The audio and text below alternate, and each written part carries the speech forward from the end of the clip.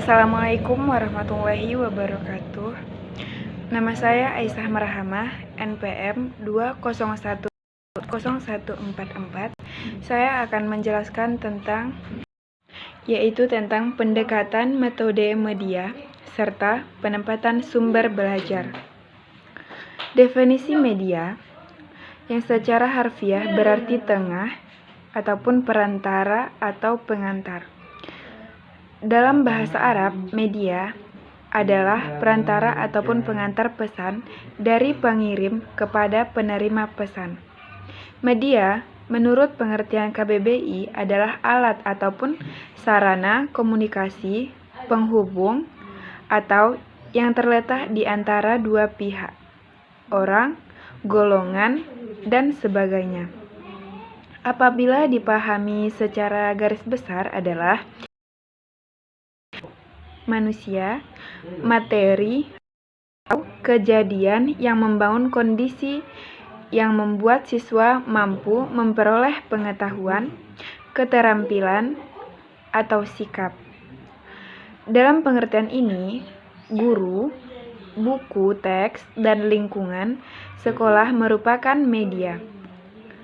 Asosiasi Teknologi dan Komunikasi Keguruan mendefinisikan media sebagai benda yang dapat dimanipulasikan, dilihat, didengar, dibaca, ataupun dibicarakan beserta instrumen yang digunakan dengan baik dalam kegiatan belajar mengajar. Dapat mempengaruhi efektivitas baik dalam kegiatan belajar mengajar, dapat mempengaruhi program instruksional. Segi perkembangan teknologi media dibagi dalam dua kategori luas, yaitu yang pertama, pilihan media tradisional. Yang A yaitu visual diam diproyeksikan, B visual yang tak diproyeksikan, C audio, D penyajian multimedia, E visual dinamis yang diproyeksikan, F cetak, G pemain, H yaitu realita. Yang kedua yaitu pilihan media teknologi mutakhir.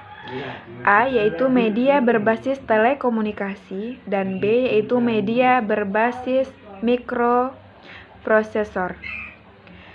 Jadi, dapat disimpulkan bahwa media berarti segala sesuatu berupa alat yang dapat dijadikan sarana untuk membantu atau menghubungkan antara dua pihak lebih sehingga terjadi suatu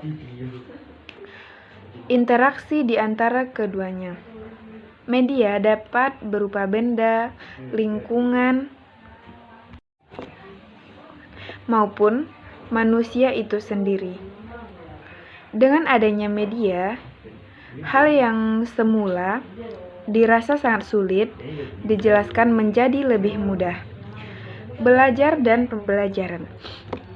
Menurut Sandrock dan Yusen dalam Sugihartono, belajar suatu proses perubahan tingkah laku sebagai hasil interaksi individu dengan lingkungannya memenuhi kebutuhan hidupnya. Belajar ialah suatu proses usaha yang dilakukan seseorang untuk memperoleh suatu perubahan tingkah laku baru secara keseluruhan.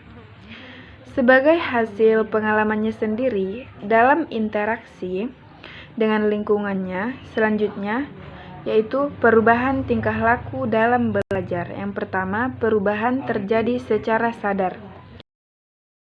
Perubahan dalam belajar bersifat kontinu dan fungsional.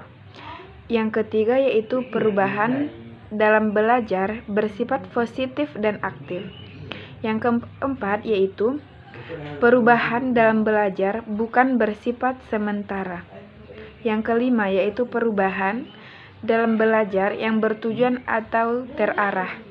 Yang terakhir ataupun yang keenam ialah perubahan yang mencakup seluruh aspek tingkah laku, di mana lingkungan seseorang secara disengaja ataupun dikelola untuk memungkinkan ia turut serta dalam tingkah laku tertentu dalam kondisi khusus ataupun menghasilkan respon terhadap situasi tertentu. Pembelajaran merupakan subset khusus dari pendidikan. Sedangkan menurut Mulyas, pembelajaran merupakan aktualisasi kurikulum yang menuntut guru dalam menciptakan dan menumbuhkan kegiatan peserta didik sesuai dengan rencana yang telah diprogram.